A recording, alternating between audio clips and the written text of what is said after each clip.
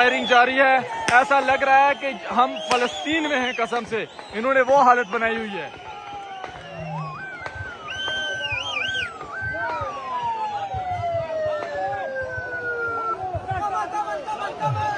खाली करो, खाली करो, खाली करो।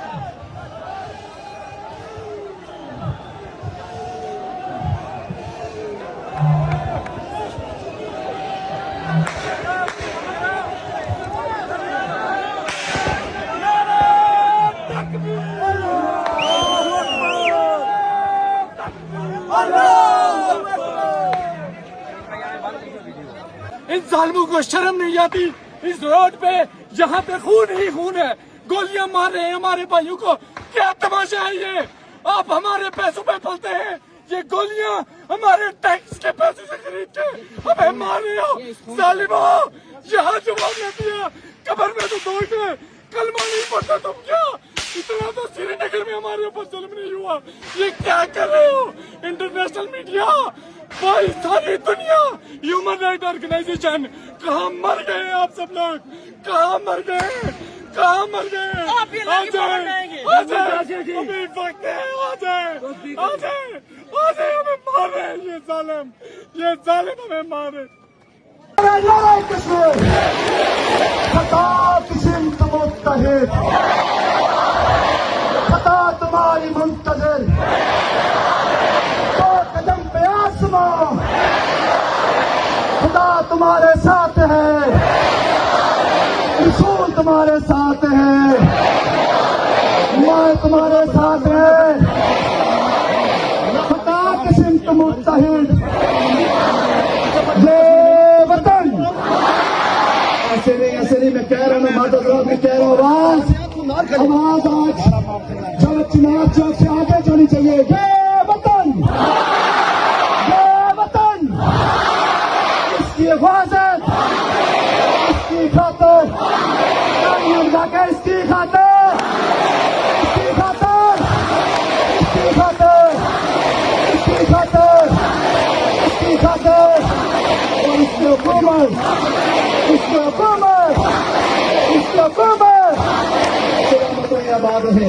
मैं अपनी तरफ से, अपने साथियों की तरफ से, अगर कोई दिल आजारी किसी शख्स की हुई हो, मैं आपसे माजरत करता हूँ। या जिंदा सोबत बाकी। अस्सलाम वालेकुम। हर शख्स, एक तो माँ बहनों से गुजारिश करूंगा कि यहाँ पे बैठते हुए जिक्र करें, आयतुल कुर्सी का विरत करें, आयत करीमा का विरत करें। जब आपके भाई, आपके बेटे, आपके बच्चे यहाँ से रुखसत हो गए तो फूंक दीजिएगा, उन पे मेरा यकीन है कि उनकी हिफाजत होगी। और हर शख्स आयतुल कुर्सी हर एक शख्स को आती है, इंशाअल्लाह आती है। हर एक शख्स अपने दाएं बाएं आयतुल कुर्सी, आयत करीमा, कलमा तय्यबा और इसी तरह सूरह इखलास पढ़ के अपने ऊपर नीचे दाएं बाएं आगे पीछे फूंकते फूंकते इंशाअल्लाह सारे मजमे की हिफाजत होगी। और SOPs के हवाले से कि एक तो ये कि मुश्किलात हैं, गाड़ियां नहीं है हमारे पास, हमारी गाड़ियां शहर के अंदर स्टक हो चुकी हैं, मैं कहूंगा गिरफ्तार हो चुकी हैं। पिछले 1.5 माह से जो पेट्रोल और डीजल की जो शॉर्टेज भी है, गाड़ियों का तमाम नहीं हो सकता, बहुत आराम से हमने चलना है। इंशाअल्लाह पैदल मार्च होगा, पैदल मार्च होगा, पैदल मार्च होगा। कश्मीर उसमें कोई दकम पेल नहीं कर रही, आगे बढ़ने की कोशिश नहीं कर रही, आराम से चलना है, सारों ने आराम से चलना है, जिक्र के साथ चलना है, दाएं बाएं अपने साथियों का जो आपके साथ चलते हो उनका ख्याल रखना है। अगर कोई जख्मी हो जाता है, किसी को शल लग जाता है, उसका ख्याल रखना है। लेकिन सारे एक तो वो होंगे जो उसको रेस्क्यू करेंगे। अगर कोई शहीद हो जाता है, अगर हम में से कोई शहीद हो जाता है, मुझ में से कोई शहीद हो जाता है, पीछे नहीं हटना, पीछे नहीं हटना, उसको रेस्क्यू करना। चंद साथी उसको रेस्क्यू करेंगे, बाकी सारे आगे बढ़ेंगे। कोई परवाह नहीं करनी किसी कौन मेंबर की लाश कितनी है, किसी आम आदमी की लाश कितनी है, किसी की परवाह नहीं कर रही, किसी की परवाह नहीं कर रही। आगे बढ़ना है, लेकिन डिसिप्लिन के साथ आगे बढ़ना है। कोई दौड़ना नहीं है, आहिस्ता चलना है, कोई जल्दी नहीं करनी, पैदल चलना है, क्योंकि बहुत सारे लोग बुजुर्ग हमारे साथ होंगे, थक जाएंगे, मरीज होंगे, इसलिए आहिस्ता चलना है, कोई दौड़ना नहीं है, कोई वो जो लोग आगे होंगे, जो जिम्मेदारान आगे होंगे, उनसे आगे होने की कोशिश नहीं कर रही, उनसे आगे बढ़ने की कोशिश नहीं कर रही। कोशिश करेंगे कि अनाउंसमेंट की गाड़ी आगे हो, लेकिन अगर ना भी हो सकी, कोशिश करनी है कि अनाउंसमेंट की गाड़ी की आपने सार उन्हें पीछे रहना है, लेकिन आहिस्ता चलना है, दूसरों का ख्याल रखना है, एक दूसरे का हर लिहाज से ख्याल रखना है। दूसरी बात, जो हमारे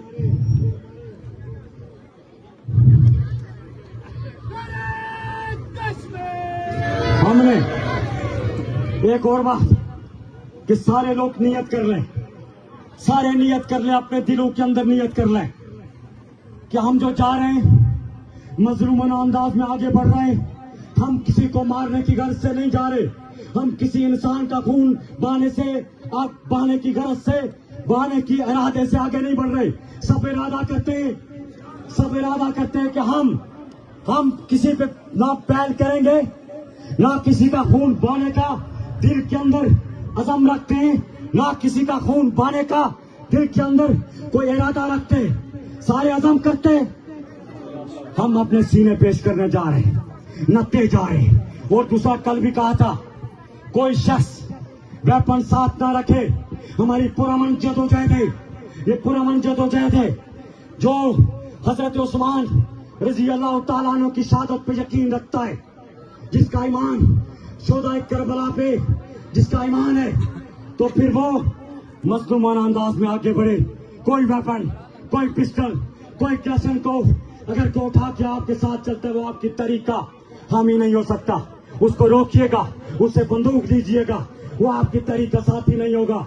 वो जज्बात में करता है, किसी टेंशन के जरिए करता है, जिस तरह भी करता है, आपने उसको रोकना है, वो हमारी तरीका ऐसा नहीं होगा। और फिर इस जज्बे को कैसे मैं बुला सकूंगा? उन्हीं में से एक नौजवान खड़ा होता है जो अपनी जेब से 5,000 रुपये निकाल के हमारी खिदमत में तहरीक के नाम करता है कि हमें ये पैसे जरूरत नहीं है। 1 लाख रुपया देने के लिए गए तो वापस वहां से 1,05,000 तहरीक के लिए उन्होंने कुर्बान किया। ये जज्बे, इस जज्बे को यश देने की बात करते हैं। एक और बात कि आपको पता है, मुश्ताक साहब जो यहाँ साथ रहते, जिनका बेटा चंद दिन कबल, सिर्फ 5 या 6 दिन कबल जिब्रान मुश्ताक की यहाँ पे तदवीन हुई। आप सारों को पता है, मकामी लोगों को पता है कि 7 जून को उसको गोली लगती है, उसके सांस बाकी थे, 20 जुलाई को उसकी शहादत होती है।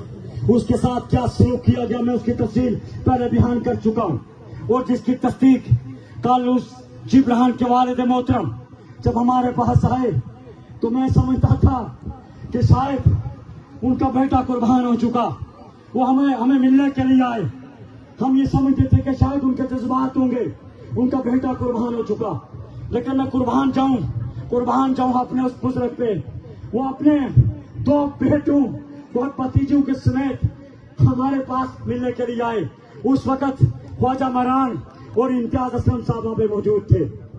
सारी तफसील बयान की, किस तरह उनकी डेड बॉडी उनसे छीनी गई, और बयान करने के बाद वो ये कहते हैं कि मेरा बच्चा एक बच्चा नहीं था, ये सारे जो शहीद हुए मेरे बच्चे थे, और आप भी मेरे बच्चे हैं।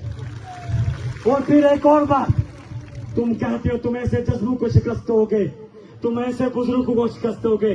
वो उन्होंने हमसे कहा, क्या पता वो यहाँ मौजूद है या नहीं है, उन्होंने कहा हम तीनों मेंबरान से कि मैं आपके लिए इसलिए आपकी खिदमत में पेश हुआ हूँ कि मैं आपसे इजाजत तलब करने के लिए आया हूँ, अपने 2 बेटों समेत जो जिब्रान शहीद के भाई है, मैं उन 2 बेटों समेत खुद आपसे दरख्वास्त करने आया हूँ, आपसे इजाजत लेने आया हूँ कि कल मुझे इजाजत दीजिए, मैं आपके काफिले की क़यादत करूंगा। ऐसे जज्बों को कि अभी उसका कफन मरा नहीं हुआ, अभी चंद दिन कबल उसकी तदफीन हुई, तो अपने दूसरे बेटों को लेके हमारे पास आ गए। तुम ऐसे जिस्मों को शिकस्त दोगे।